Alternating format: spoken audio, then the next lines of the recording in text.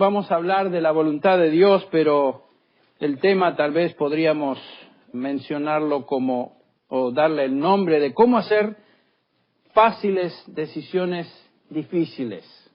Cómo hacer fáciles decisiones difíciles.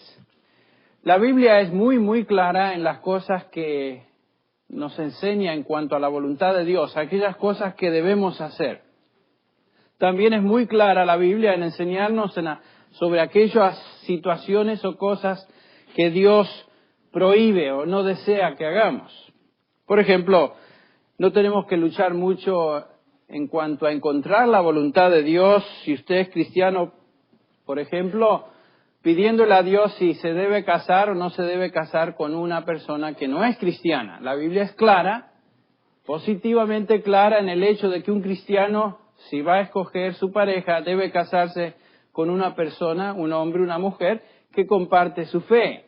Nos dice Pablo, ustedes recuerdan en el capítulo 7, por ejemplo, de 1 Corintios 39, que la única excepción es que se case y si va a contraer matrimonio, dice que sea en el Señor. En otras palabras, con otro creyente.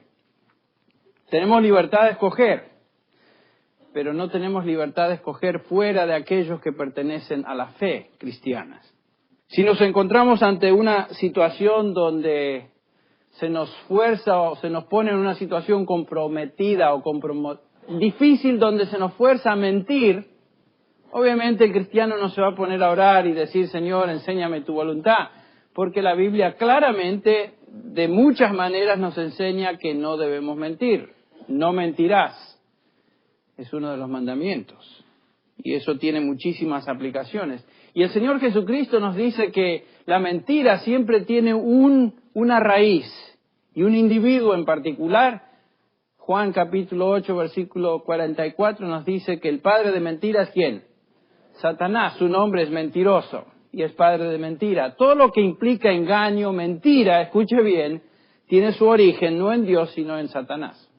Entonces la Biblia es clara en cuanto a eso. Es fácil determinar la voluntad de Dios cuando su palabra explícitamente nos revela algo, pero las decisiones a veces se hacen un poco difíciles de tomar cuando Dios no nos ha dicho explícitamente en su palabra qué hacer y qué no hacer. Existen situaciones, cosas que para muchos cristianos son perfectamente legítimas, por ejemplo, y para otros cristianos no lo son. En algunos casos la conciencia no les molesta a algunos creyentes tomando ciertas acciones, diciendo ciertas cosas, pero para otros creyentes la voluntad de Dios no es tan clara en algunas cosas. Podemos mencionar algunas. Por ejemplo, para muchos cristianos los deportes es algo que tal vez el creyente no debería participar en ellos. Yo recuerdo criándome en Argentina con abuelos eslavos, que para mis abuelitos que venían de una extracción bastante evangélica pero estricta, los deportes para mi abuelo era algo anatema. No podíamos participar en deportes, particularmente si esa participación incluía el día domingo o afectaba, mejor dicho, el día domingo, ya sea como participante o simplemente mirando deportes. Para mi abuelo era algo pecaminoso. Era algo que Dios prohibía, en su mente, en su corazón. Lo mismo sucede, por ejemplo, con situaciones como el cine. Para algunos creyentes ir al cine es algo que no debe hacerse, porque si uno va al cine, al ambiente teatral, se identifica con el mundo y su sistema, lo cual que para ellos es pecado. Para la mayoría de los creyentes hoy ir al cine no es algo pecaminoso, con la excepción de algunas películas que nosotros diríamos, bueno, definitivamente todo lo que sea sucio y pornográfico, eso no es parte de lo que haríamos.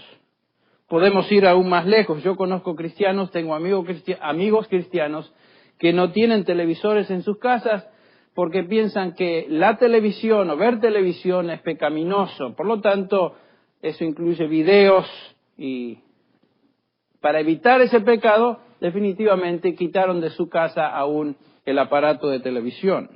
Para muchos, fumar es pecado, para otros no. Particularmente en la nación, en la Unión Americana, si usted viene de un estado donde el tabaco es una industria principal y una cosecha principal, muchos de los hermanos en esos estados salen de la iglesia y se echan sus pitaditas y fuman y a nadie le parece mal. Por supuesto, a la mayoría de nosotros nos parece algo ofensivo si somos cristianos. Bueno, y así podríamos continuar, agregar a la lista una serie de cosas, por ejemplo, estilos de música.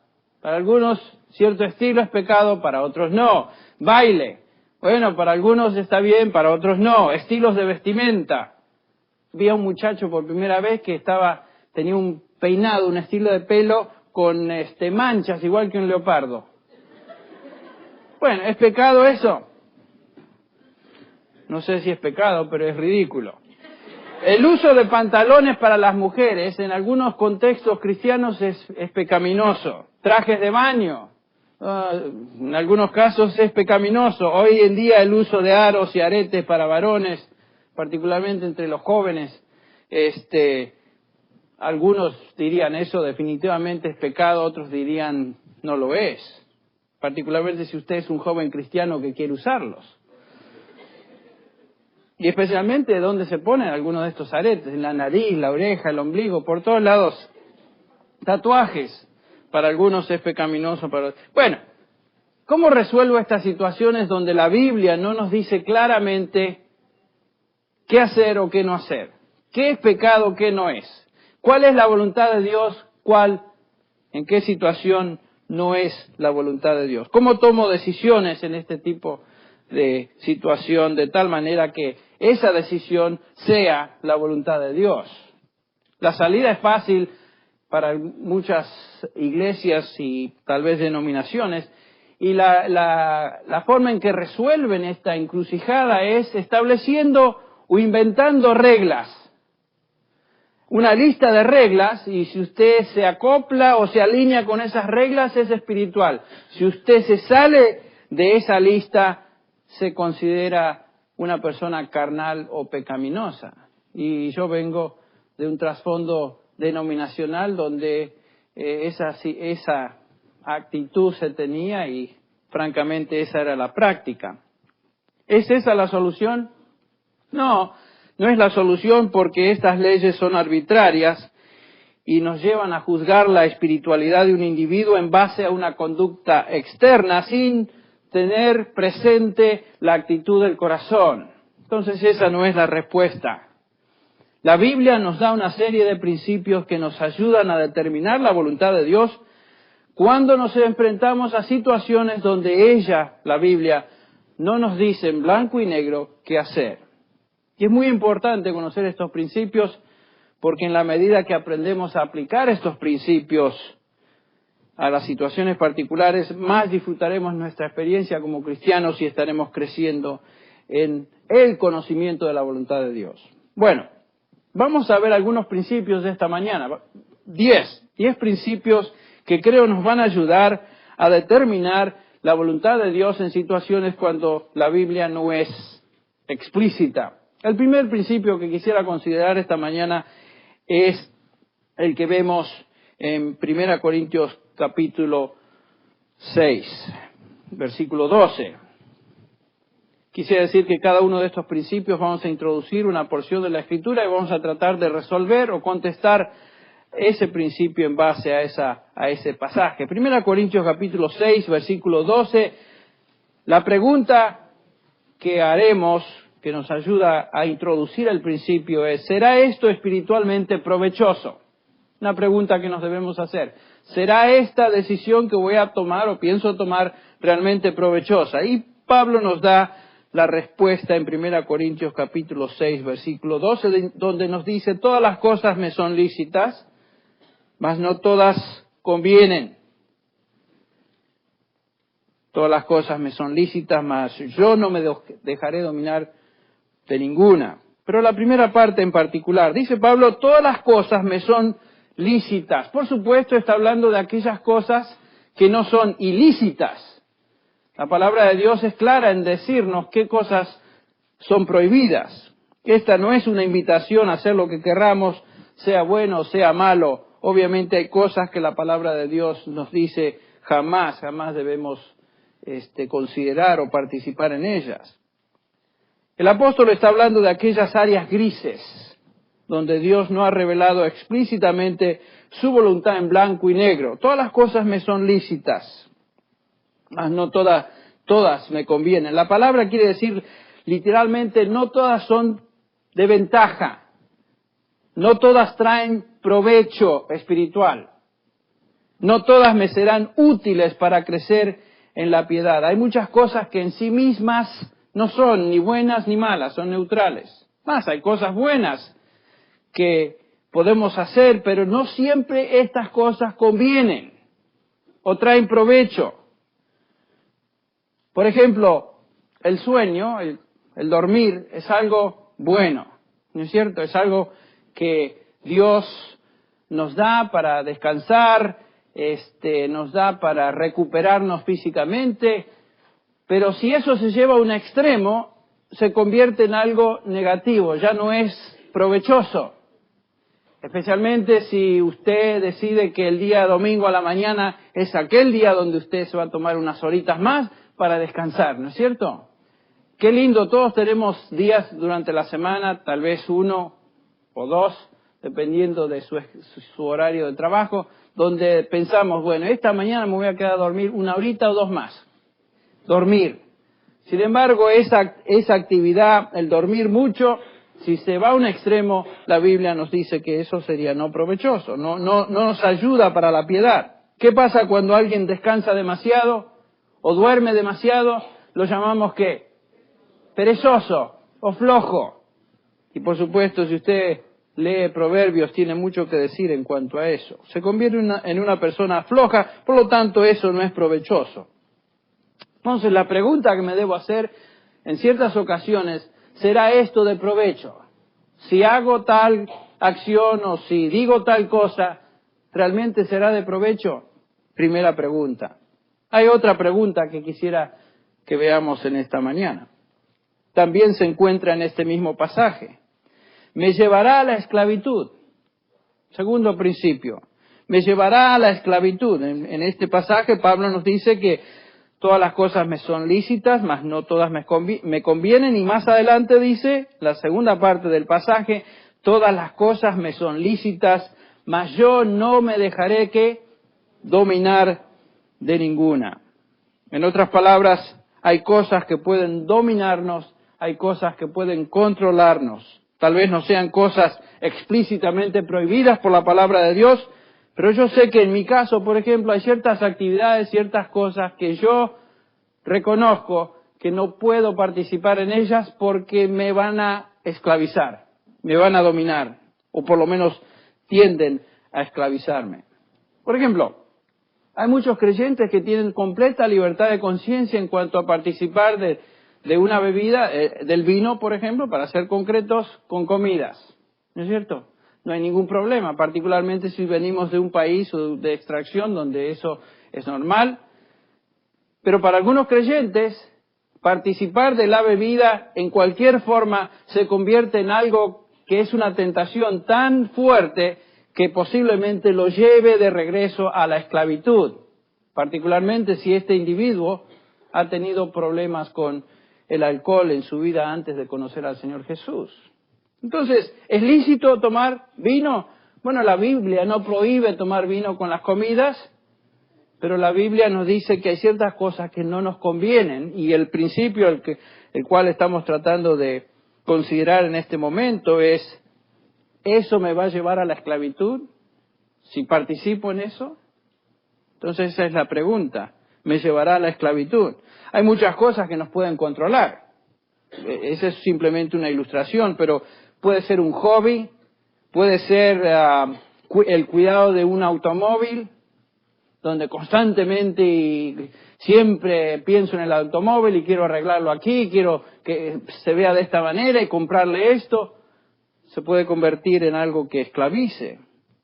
¿Qué tal algunos hoy en día les gusta trabajar con el Internet y se pasan horas y horas y horas y horas dándole la vuelta y buscando y descubriendo nuevas cosas? Eso no es malo, pero puede ser esclavizante, entonces tengo que decidir. ¿Me va a llevar a la esclavitud? Y Pablo dice acá claramente, todas las cosas son lícitas, no todas me convienen, y dice todas las cosas son lícitas, pero no me voy a dejar de dominar por nada. Y si el Internet es su tentación, lo esclaviza, Pablo diría, déjese de usar el Internet.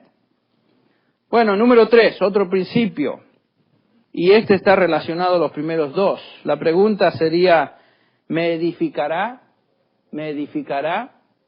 En otras palabras, si hago esto, digo tal cosa o participo en lo otro, ¿me servirá esto para ser edificado? 1 Corintios 10, Pablo dice, todo es lícito otra vez. Todo es lícito, pero no todo es de provecho. Todo es lícito, pero no todo edifica.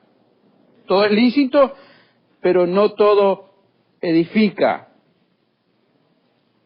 Lícito otra vez, no explícitamente prohibido en la Escritura. Pero Pablo dice que no todo lo que yo decido hacer me va a llevar a la edificación. La palabra es oikodomeo, edificar, que quiere decir literalmente construir una casa. No todo me sirve para edificación. Por supuesto, el apóstol está hablando en términos de crecimiento o edificación espiritual. La meta de todo lo que hacemos tiene que tener presente la edificación personal y la edificación de aquellos con quien yo estoy trabajando o a quienes yo ministro.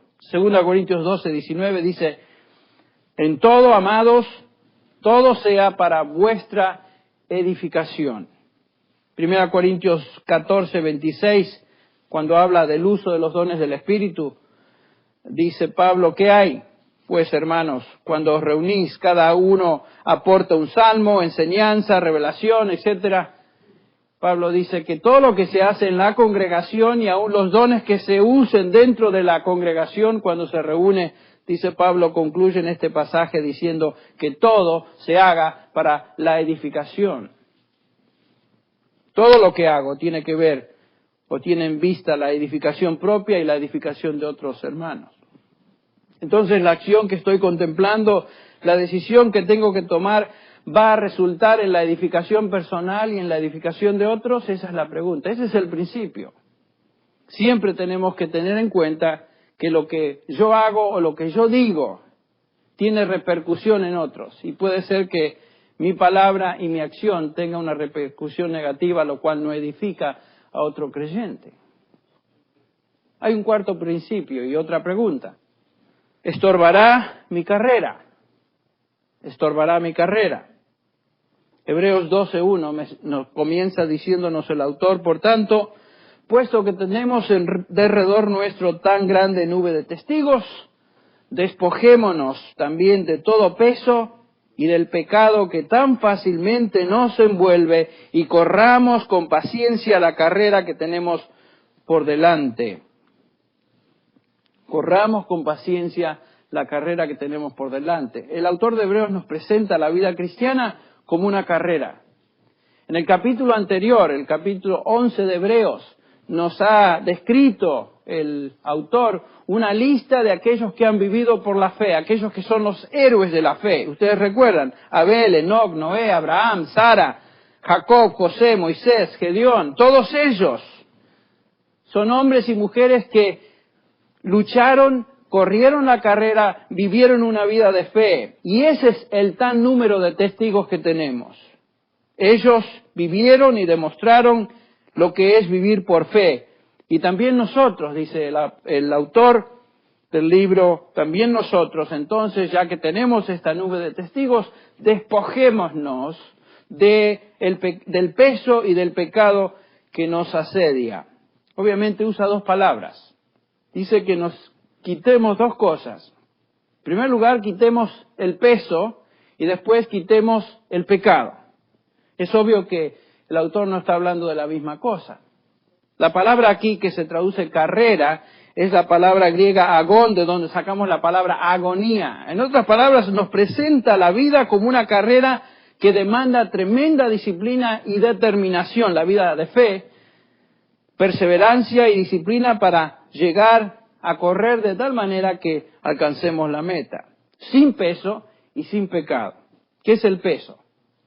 ¿Qué será eso del peso? La palabra es onkos. La palabra onkos simplemente en griego quiere decir bulto. Es un peso innecesario, un bulto innecesario en la carrera, una distracción que nos quita la atención de aquello que es prioritario. Por ejemplo, un atleta que va a correr, y aquellos que nos gusta el deporte, cada vez que vienen las Olimpiadas, tanto de verano como de invierno, a mí me encanta ver eso por televisión. Y una de las carreras que me llama la atención es la carrera esa, de 400 metros o de 100 metros, cualquiera de las dos.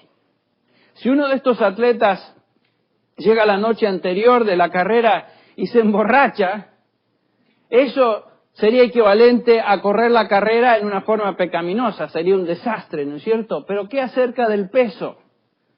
El mismo atleta se prepara físicamente, está en excelentes condiciones y va a comenzar la carrera, pero hay un problemita. Decide correr esa carrera con botas de combate y una mochila atrás con botellas de agua en caso que le dé sed en el camino. Eso sería un bulto innecesario, un peso que estorbaría su carrera. Entonces el autor de Hebreos nos está diciendo que la vida de fe es una carrera. Y es una carrera que demanda disciplina y perseverancia. Por tanto, tenemos que despojarnos, así como estos héroes de la fe, de todo aquello que impide que esa carrera sea terminada en la meta final. Entonces quitémonos el pecado, que es obvio, y también dice el autor, quitemos todo aquello que es peso innecesario. Entonces la pregunta al principio es, ¿va a estorbar si hago esto o tomo esta decisión? ¿Va a estorbar mi carrera? ¿Va a ser un freno a mi carrera espiritual? Pasemos al otro principio, el número 5, otra vez introducido por medio de una pregunta. ¿Cubrirá de manera hipócrita mi pecado? ¿Cubrirá de manera hipócrita mi pecado? ¿Qué quiero decir con esto? Lo que queremos subrayar es que en nombre de mi libertad cristiana, estoy haciendo algo que satisface realmente mi carne, es un deseo pecaminoso, o realmente lo que me lleva a tomar esta decisión y hacer lo que pienso o considero hacer es la gloria del Señor. Por ejemplo, Pedro nos dice en 1 Pedro 2:16, y esto nos va a aclarar el panorama. Dice Pedro, andad como hombres libres, pero no uséis la libertad como pretexto para la maldad, sino empleadla como siervos de Dios. 1 Pedro 2:16. A veces la libertad que gozamos en el Señor puede ser usada, dice Pedro, como pretexto, como una túnica o un velo que cubre intenciones pecaminosas. Por ejemplo, más de una vez me ha tocado hablar con jóvenes y el tema de discusión es el baile. Y la respuesta a aquellos que quieren, o por lo menos la pregunta de aquellos que quieren participar en esta actividad, ¿qué mal hay en eso? ¿O qué hay de malo en bailar? ¿No es cierto? Porque al fin y al cabo la Biblia no prohíbe el baile. No es cierto que la Biblia no prohíbe explícitamente el baile. David bailó, nos dice, pero lo que David bailó es muy distinto a lo que hoy llamamos baile. Él bailó delante del Señor, solito. ¿Qué hay de malo? Dicen algunos. La pregunta es ¿qué hay de bueno, no? Algunos piensan que mirar ciertos videos, ciertas películas, no hay nada malo en esto. ¿Qué si esas películas contienen material cuestionable, sino feo? Leer ciertas revistas para algunos, como mencioné la semana anterior, que contienen imágenes que no llevan a ningún pensamiento, para algunos eso no es malo. ¿Qué hay de malo en eso? Alguien puede decir, como aquellos jóvenes que acabo de mencionar, ¿qué hay de malo en leer esta revista o ver este video? La pregunta es, ¿por qué deseo continuar en esa práctica? ¿Por qué es que yo quiero hacer eso? ¿Es porque me edifica? ¿Es porque sé que no constituye un bulto que estorba mi carrera, es porque es importante para mi progreso espiritual, o deseo hacer eso porque tengo libertad como cristiano, y muchos dicen, yo tengo la libertad de Cristo. Y es cierto, Cristo nos libertó, pero mi verdadero motivo a veces no es la libertad cristiana, sino un deseo pecaminoso que estoy escondiendo, que estoy cubriendo. Pablo en Gálatas 5:13 exhorta a los cristianos y a nosotros también de esta manera, porque vosotros, hermanos, a libertad fuisteis llamados. Eso es verdad, es una declaración de Dios. A libertad fuisteis llamados si sois cristianos. Solo que no uséis la libertad como pretexto para la carne. ¿Ven? Muy fácil decir, bueno, yo tengo la libertad de Cristo, pero lo que estoy escondiendo es simplemente algo que me mueve a hacer algo, o escoger, tomar una decisión simplemente porque tengo un deseo morboso, algo feo, algo carnal en mi vida que me mueve a tomar esa decisión. Gálatas 5:19 nos dice Pablo que las obras de la carne son tales como inmoralidad, impureza, sensualidad. Estoy cubriendo mis deseos impuros y sensuales bajo la túnica de libertad cristiana. Ese es el punto. Y yo diría que no nos defendamos mucho, que examinemos nuestros motivos, que evaluemos nuestros razonamientos y no simplemente digamos, bueno, ¿qué mal hay en esto?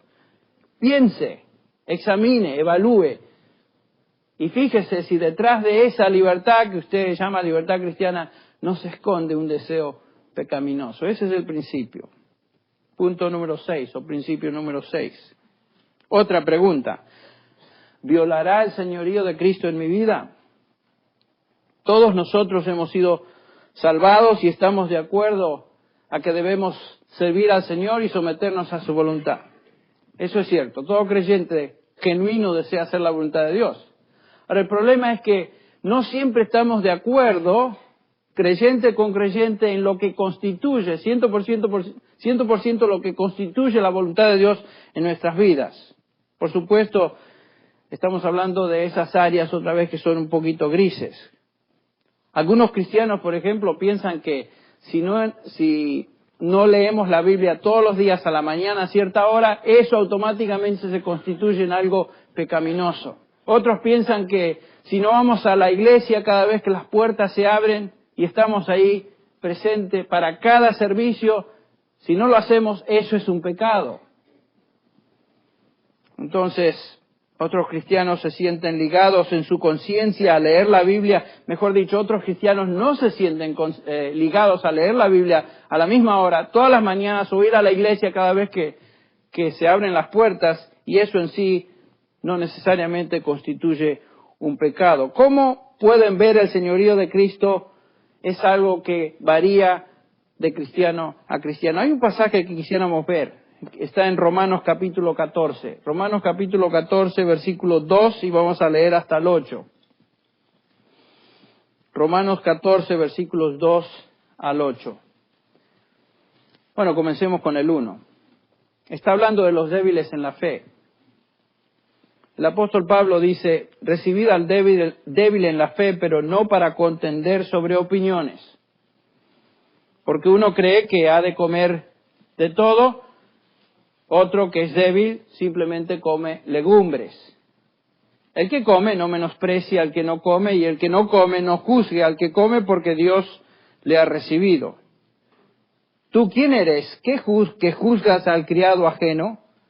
Para su propio Señor está en pie o cae, pero estará firme, porque poderoso es el Señor para hacerle estar firme. Uno hace diferencia entre día y día, otro juzga iguales todos los días. Cada uno esté plenamente convencido en su propia mente, dice Pablo. El que hace caso del día lo hace para el Señor, y el que no hace caso del día para el Señor no lo hace.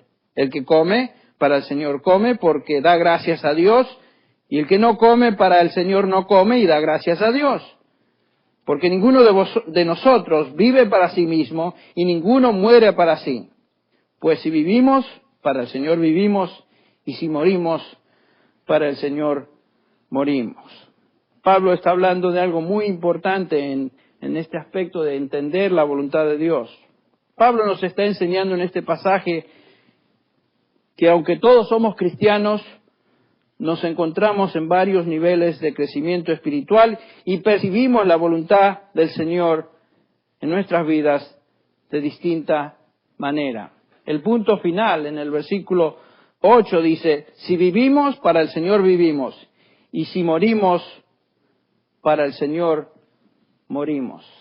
Sean cualquiera las restricciones que cada cristiano se imponga, lo que él hace, lo hace porque cree que esa es la voluntad del Señor para su vida. Hay algunos creyentes que creen que es la voluntad de Dios para ellos ser vegetarianos. Otros piensan que tienen la libertad de comer cualquier cosa. Algunos se abstienen del vino porque creen que para ellos es la voluntad del Señor. Está bien. Para otros no es la misma voluntad. Lo que estamos viendo es cuestión de conciencia personal acá, ante el Señor. Hay cosas que mi conciencia y tu conciencia no te permite hacer. Que para otro cristiano, esas mismas cosas son perfectamente legítimas de llevar a cabo. Entonces lo que está hablando Pablo acá es de lo que es la violación de la conciencia. Nunca debemos violar nuestra conciencia. Si tú crees que es la voluntad de Dios para tu vida ser vegetariano, perfecto. Nuestra conciencia es guiada por lo que creemos. ¿No es cierto? Nuestra mente es el motor y la conciencia es el volante. La pregunta es, si hago esto, ¿violará mi decisión, mi entendimiento del señorío de Cristo en mi vida? Nunca es saludable violar la conciencia, porque fíjense conmigo unos versículos más adelante, el versículo 22 en particular, Pablo concluye de esta manera, ¿tienes fe? Tenla para contigo delante de Dios. Y agrega, bienaventurado el que no se condena a sí mismo en lo que aprueba, pero el que duda sobre lo que come es condenado porque no lo hace con fe, y todo lo que no proviene de la fe es ¿qué? Pecado. Pero ven lo que dice Pablo, el pecado es para algunos y no para todos. Si usted piensa que es pecado comer carne, en su conciencia no le permite comer carne, está bien, no lo haga. Está hablando Pablo de situaciones de conciencia, en decisiones que tienen que ver con conciencia, y la Biblia no nos dice qué hacer y qué no hacer. Si tu conciencia te da la libertad de hacer algo, dice Pablo, dichoso eres, hazlo, y no trates de obligar a otros que piensen como tú. Por otro lado, si tu conciencia te condena, no lo hagas. ¿Cuántas veces hay situaciones de consejería donde la gente piensa o viene al pastor con una pregunta esperando algo específico del pastor o de la persona que le aconseja y uno no le puede aconsejar en términos concretos? Si tu conciencia te molesta haciendo cierta o participando en cierta actividad, no lo hagas. Si tu conciencia te da la libertad de hacerlo y la Biblia no te lo prohíbe, hazlo. Esa es la respuesta. En casos de conciencia, nunca debemos violar la conciencia. La Biblia no es clara en todo. Y hay ciertas situaciones donde no nos dice absolutamente nada, que el Señor de alguna manera nos permite tomar esas decisiones en base a la conciencia y la sensibilidad que Él nos ha dado como creyente, que no necesariamente es la misma que otro hermano en Cristo va a tener. ¿Entendemos? Entonces, ese es el principio que debemos tener en mente. Violará mi decisión, mi entendimiento del señorío de Cristo sobre mi vida. Vamos al número 7. Otro principio. Ayudará mi decisión a otros cristianos. Ayudará mi decisión a otros cristianos. Este principio está relacionado con el anterior. Mis decisiones, como dijimos, no solo me afectan a mí personalmente, sino que afectan la vida de otros creyentes. 1 Corintios 8:9, el apóstol Pablo dice lo siguiente: mas tened cuidado, no sea que esta vuestra libertad, de alguna manera, se convierta en piedra de tropiezo para el débil. Hay creyentes maduros en la fe y hay creyentes que son débiles en la fe. Hay creyentes que han caminado con el Señor Jesucristo por años, entienden más y más la palabra de Dios, están creciendo en su fe, otros que recién comienzan. Ninguno de nosotros, escuche bien, estamos en el mismo nivel de peregrinaje espiritual, de crecimiento espiritual. Variamos. Por eso es que a veces vemos las cosas un poquito distinto. Pero lo que es importante es que mis acciones, mis decisiones siempre van a afectar a otras. Y Pablo dice, tened cuidado, que no sea que por vuestra libertad, cristiano maduro, tú afectes la conciencia de un cristiano débil y seas causa de tropiezo para él. El contexto de esta exhortación se encuentra en el versículo 10. Si ustedes recuerdan, porque si alguno te ve a ti que tienes conocimiento, o sea, que eres maduro, y estás comiendo carne que ha sido sacrificada a los ídolos, se va a ofender. Había creyentes en Corinto que habían salido del mundo pagano de los ídolos, y ustedes recuerdan que en el templo se ofrecía carne a los dioses, y después de que esa carne era ofrecida a los dioses, se vendía al público a un precio más económico, y los creyentes venían y participaban y comían de esa carne. No se les hacía ningún problema de conciencia, pero había otros que decían, ¡ay! ¿Cómo es posible? Esa carne fue sacrificada a los ídolos. Y pensaban que al participar de esa comida se iban a contaminar. ¿Saben qué? La carne en sí es carne. El hecho de que ha sido ofrecida a algún ídolo que realmente no es nada, es un pedazo de madera, no afecta la constitución de lo que es la carne. Y cristianos maduros entendían esa situación, los cristianos débiles no la entendían y se ofendían si alguien participaba. Entonces Pablo dice, miren, tengan cuidado en lo que hacen como cristianos. Aplicando eso, por ejemplo, al día de hoy a la bebida, el vino, hay creyentes que no les molesta tomar vino con las comidas, pero otros creyentes se van a ofender tremendamente si eso suceda.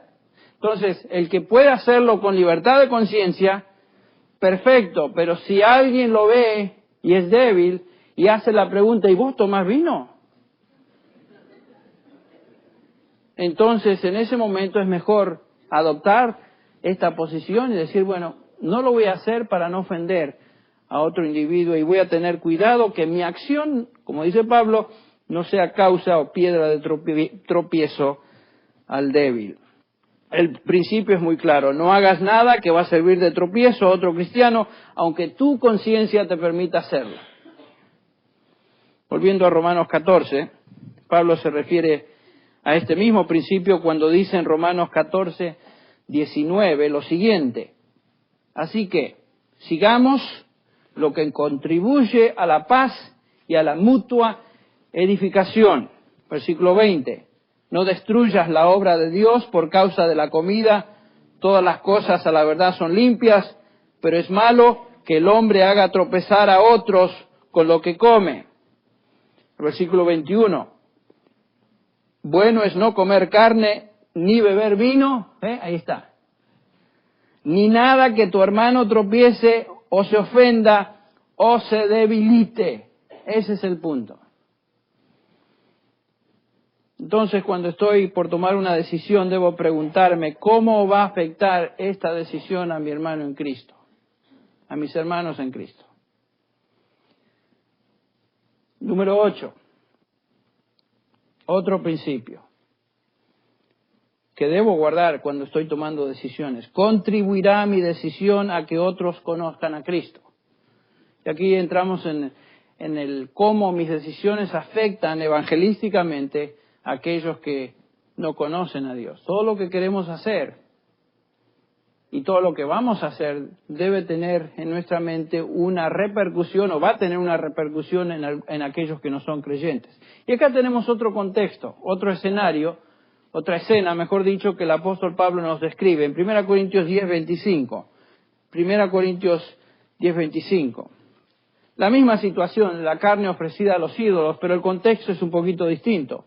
1 Corintios 10:25 dice así: de todo lo que se vende en la carnicería, Comed sin preguntar nada por motivos de conciencia.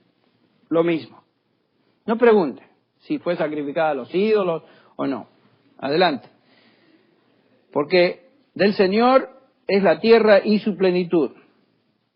Si algún incrédulo os invita y queréis ir, de todo lo que se os ponga delante, comed sin preguntar nada por motivos de conciencia. Esta es la invitación de un pagano, un incrédulo, a creyentes. Y les invita a comer. Y aquí comienza la encrucijada. Mas si alguno os dijere, esto fue sacrificado a los ídolos, no lo comáis, dice Pablo, por causa de aquel que lo declaró. ¿Ven? Lo que pasa acá es que un creyente débil, un creyente que no ha crecido en la fe, ve esa invitación como algo turbio, e involucrarse en esa comida para este individuo sería pecar. Entonces, ¿cuál es la reacción del pobre cristiano que fue invitado y no tiene problemas de conciencia? ¿Qué va a hacer él? ¿Cuál es la encrucijada? ¿Qué decisión va a tomar? ¿Se arriesga a que el cristiano débil sea ofendido y participa de la comida, o se arriesga a ofender al incrédulo? ¿A quién va a ofender? Y está ahí, está en aprietos, está entre la espada y la pared. ¿Ofendo a mi hermano? ¿Ofendo a este que me invitó a comer, que es un pagano? La respuesta se encuentra en el versículo 28. Fíjense qué claro es Pablo. Mas si alguien os dijere, esto fue sacrificado a los ídolos, no lo comáis por causa de aquel que lo declaró. En otras palabras, ten presente la conciencia débil de tu hermano en Cristo. Él es primero, no lo ofendas a él. ¿Saben por qué? Y creo que este es el principio detrás de esta respuesta. Es porque el incrédulo va a notar que este creyente tiene cuidado de aquel que se ofende. Otro creyente, otro hermano en Cristo. Y va a notar que hay un cuidado mutuo entre aquellos que pertenecen al Señor Jesús. Creo que eso está detrás de lo que el Señor nos enseña. Ustedes recuerdan en Juan 13:34, un mandamiento nuevo os doy, que os améis los unos a los otros, como yo os he amado, así también amaos vosotros los unos a los otros. Y en el versículo 35 leemos lo siguiente, en esto conocerán todos que sois mis discípulos, sí que tenéis amor unos por otros. Entonces el incrédulo va a decir, fíjese por no ofender a su hermano en la fe, no participa de esto que para él es ofensa. No lo entiendo, pero esto me impresiona. Esto me llama la atención. ¿Por qué? Porque está demostrando amor por su hermano. Entonces, esto tiene implicaciones evangelísticas. ¿Qué actitudes tengo yo y cómo mis decisiones que tomo las tengo siempre teniendo en cuenta a mis hermanos en Cristo que son tal vez más débiles en la fe? Es cierto que a veces uno dice, bueno, pero madre mía, si voy para allá ofendo a Juan, si voy para allá ofendo a Pedro, si voy para allá ofendo a quién sabe qué, Conchita o Francisquito o lo que sea. Ay, estos hermanos, ¿cuándo van a crecer? Correcto, a veces uno dice, bueno, pero el principio no se puede violar. Lo importante es que tengamos en cuenta a todos estos hermanos que tal vez se ofenderían. Claro, hay situaciones que algunos hermanos son simplemente quisquillosos y cualquier cosa les ofende. Pero en lo que está de mi parte, como cristiano maduro, no voy a hacer nada, este es el principio, que afecte negativamente a mi hermano en Cristo, y eso también, dice Pablo, tiene implicaciones evangelísticas. Otros van a notar eso. Notarán que se aman los unos a los otros. Vamos al número 9. Otro principio muy importante de utilizar es el siguiente, o la pregunta es, ¿haría esto el Señor? ¿Haría esto el Señor? Hablando del Señor Jesús. Bueno, ahí Henry, ya me la pusiste muy difícil. Pero es parte de lo que debemos considerar si estamos tomando decisiones. ¿Haría esto el Señor? Este es el principio de imitación. La primera epístola de Juan encontramos estas palabras. Primera de Juan 2:6. El que dice que permanece en él, debe andar como ¿quién? Como él anduvo. Fíjense, la puso difícil Juan. Dice, el que piensa o el que dice que permanece en Cristo debe andar como Cristo. Entonces la pregunta es obvia. ¿Haría esto el Señor Jesús? ¿Haría esto Jesús? ¿Diría esto el Señor Jesús? Cuando buscamos la voluntad de Dios y no estamos seguros de su voluntad porque no hay nada explícito en su palabra en cuanto a una decisión, este es un principio que nos puede guiar. ¿Haría esto el Señor? ¿Diría esto el Señor? Bueno, el número 10. Otra pregunta, y con este terminamos. Un principio, yo diría que es el que abarca a todos los demás. La sombrilla bajo la cual todos los demás caen. Glorificará esto a Dios. Glorificará esto a Dios. 1 Corintios 10, 31. Entonces, ya sea que comáis, que bebáis o que hagáis cualquier otra cosa, dice Pablo, hacedlo todo ¿para qué? Para la gloria de Dios. Ese es el principio de exaltación. Todo lo que hacemos debe exaltar o glorificar a nuestro Señor. Todo. Entonces, cuando nos encontramos ante situaciones donde la palabra de Dios no es explícita, donde no nos dice en blanco y negro qué hacer y qué no hacer, sin embargo, podemos estar seguros de que nos movemos en la voluntad de Dios si seguimos ciertas guías, ciertos principios, tales como los que vimos. ¿Será provechoso para mí? ¿Servirá de edificación para mí a otros? ¿Me será de estorbo en mi carrera? ¿Me llevará a la esclavitud? ¿Será una cobertura para mis deseos pecaminosos? ¿Reemplazará, el señorío de Cristo en mi vida? ¿Será un ejemplo para otros? ¿Conducirá a otros a Cristo? ¿Será algo que Cristo haría y por último glorificará a Dios?